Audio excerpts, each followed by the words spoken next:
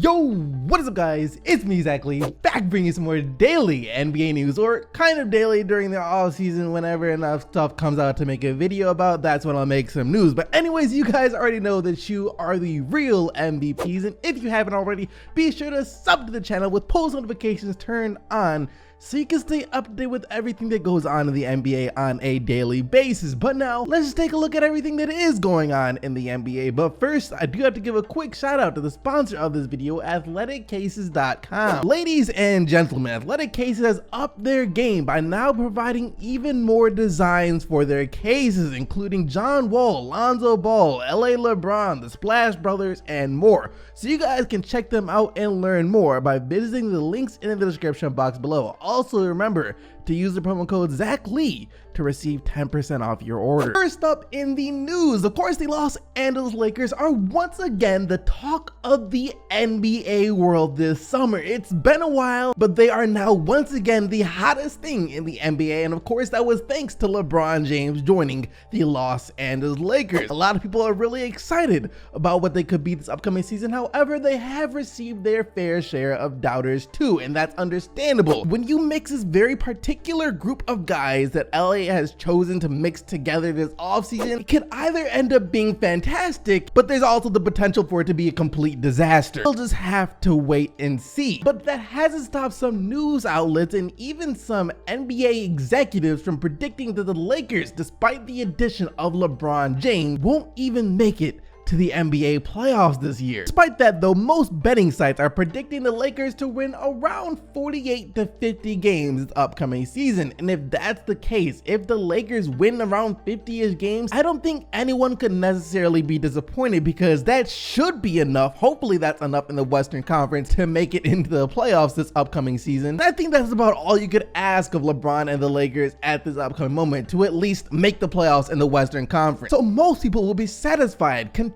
with an outcome like that, but not Kyle Kuzma, as he said yesterday that he feels a lot of people are underestimating how great this LeBron James-led Lakers team is going to be this season. We are both definitely excited about the roster and the pieces we have, and we think a lot of people are underestimating us. It is definitely going to be fun playing with all these new guys. Here, look, I think if anyone truly believes that the Los Angeles Lakers with LeBron James aren't going to make the playoffs, you are sorely mistaken. Do you know how much money the NBA will lose out on if the Lakers and LeBron didn't make the playoffs? They're making the playoffs. That's sure. Whether or not the NBA has to step in to make sure it happens is another story, but I don't think they would. As far as how good can the Lakers be though, there's just way too many variables. How good is Lonzo Ball about to be? How good is Brandon Ingram about to be? Will Lance Stevenson blow in LeBron's ear? These are all questions that must be answered first. Also in the news, power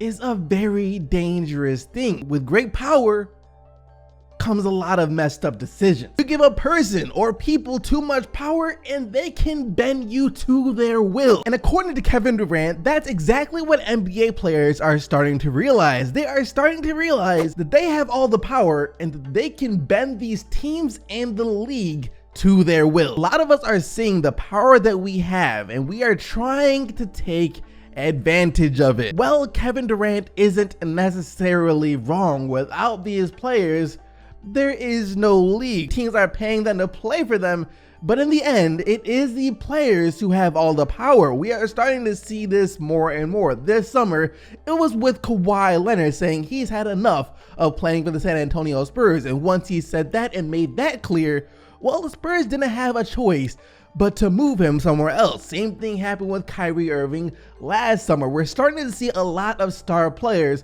try and take their destiny into their own hands. Now, they can't necessarily determine where they get traded, but they can say they want out of a situation, and they're most likely going to get out of the situation, because if not, they could do what Kawhi did and refuse to play and just wait out the rest of their contract, become a free agent. It's just a very messy situation. And honestly, because of this, I think we might be headed towards another NBA lockout. I think it's only a matter of time. The last one happened back in 2011, and because of that, there were only like 60 something games in the 2011 NBA season. It was a terrible time to be an NBA fan because we had to wait till sometime, was it December or January, for the NBA to start back up again. But at this rate, it is inevitable because teams, managers, GMs, all those other executives, they won't want to keep being bullied by these players because they get a star player, they build a team around a star player. For some reason, that star player determines they don't want to be there anymore. They had to trade that star player, and now they are screwed. Next up in the news, there was a lot of fuss online yesterday regarding Blake Griffin and his NBA 2K19 rating. Now, he was rated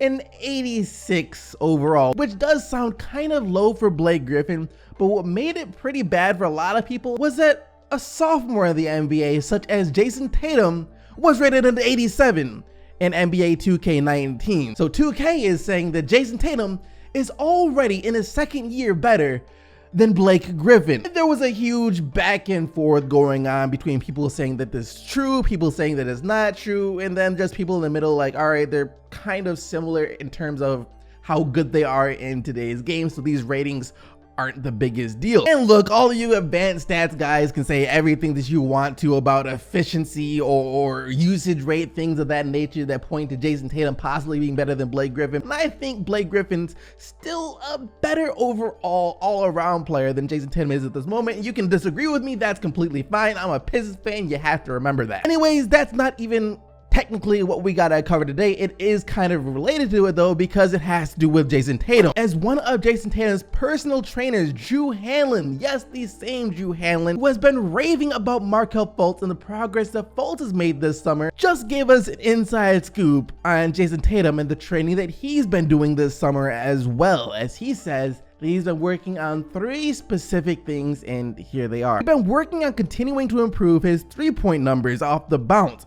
A lot of people thought he couldn't shoot when he was in college. Well, we knew he could shoot, and we made a couple of changes during pre-draft. And then he was one of the top 10 3-point shooters in the NBA as a rookie, which is just unheard of. But we're continuing to improve his range and ability to knock down shots off the bounce. That's one thing we're working on. Number 2 is driving through contact. He's really good at doing what LeBron James does at times, where he swipes off defenders when they try and start jamming him. But we noticed he'd get bumped off his line a little bit, so we want him taking on an extra dribble and being able to use his body a bit more and be more physical while he's driving. That's the second thing we're working on. Then the number 3 thing is playmaking for him as well. He's a guy who's an automatic bucket. I think he's one of the best bucket getters in the NBA. We want him to make smart passes when teams double team him and start throwing different rotations at him. The most important thing I picked up from all of that is Jayson Tatum working on his passing and playmaking. Now, of course, Boston fans should be really excited about this. When Kevin Durant first came into the league, he wasn't nearly as good of a passer as he was now. However, over the years, after more and more teams started doubling him, he became a really good passing scoring guy. So Jayson Tatum could become something similar over the next few years. However, remember that Jayson Tatum is also working with Kobe Bryant this summer, a guy whose whole reputation was based around him taking shots over entire defenses when he's quadruple or even quintuple teams. So I wonder if he's telling Tatum otherwise. And for what will be our final story of the day, it's now crystal clear that McCollum do not like the Warriors, and he definitely does not like Kevin Durant or DeMarcus Cousins' move to join the Golden State Warriors. We all know earlier in the summer, McCollum and Kevin Durant got into a little bit over Durant's move to join the Warriors and DeMarcus Cousins' move to join the Warriors. We as fans thought they had beef. However, afterwards, they both came out and said, yo, there's no beef. We respect each other. It's all good, things of that nature. But how about now, as McCollum is back once again taking shots at the Golden State Warriors, and especially at Kevin Durant and DeMarcus Cousins, as yesterday when he was asked if he thinks other players will join suit and join the Warriors to go and get some free championship rings, this is what he had to say. Some people said that maybe in the future the Warriors would become a team, that everybody when he becomes free, you just want to join them and get a champion and then go to another team. People had that kind of thoughts. What do you think? I would never do anything of that nature. No? Yeah, I think that's disgusting. You don't like it? No. Disgusting! I heard it. That's disgusting. So is that never mean do that that. you would never do that? I'm not built like those guys. I was raised differently. But do you think that would be the future No. for NBA? I think some players will take that route, but most guys have too much pride, want to really win on their own or in their certain organizations, and aren't going to just jump the bandwagon. It's crazy to think that some of these players have similar thoughts and opinions about things going on in the NBA, controversial things going on in the NBA, as some fans. And that is going to bring us to today's question of the day. And today's question of the day is this: do you guys think that NBA players have too much power? And is it a good thing that the NBA players have all this power? Let me know what you think down in the comment section below using the hashtag QOTD for your chance to be featured in the next video. And speaking of which, in the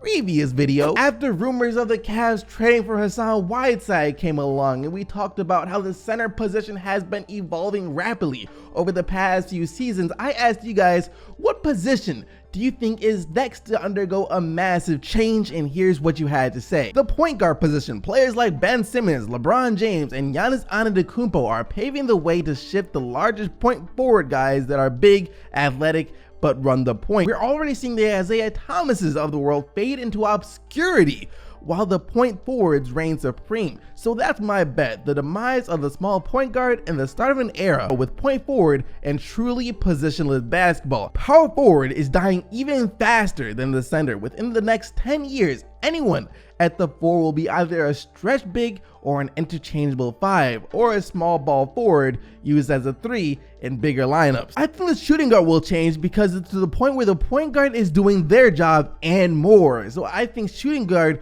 will have to do something more than what the position's purpose is. All three of those are extremely valid comments, but I already think that the power forward and point guard are kind of underway. However, I won't say that it'll be necessary to have a big point guard, because there will still be plenty of phenomenal regular sized point guards in the NBA. There's still some coming into the league, and then of course there are already some great established ones in the league already as well. But the position that I think has to undergo some type of major change over the next few years is the shooting guard position. I think we're going to see a lot of shooting guards coming to the league that are more James Harden-esque type players. Shooting guards who are able to do a heck of a lot more than just shoot the ball on the offensive end. They're also going to be able to play make for their team and do a lot more point guard responsibilities. So it's going to be more to the point where I guess you have two point guard-esque type players in the backcourt that can both handle the ball and make plays for other as well as score. Anyways, that is going to do it for today's video. Hope you guys enjoyed. If you did, be sure to smack that like button and subscribe to the channel so you don't miss out on more NBA news. Thank you once again for watching though, and until next time, I am out of here. Peace.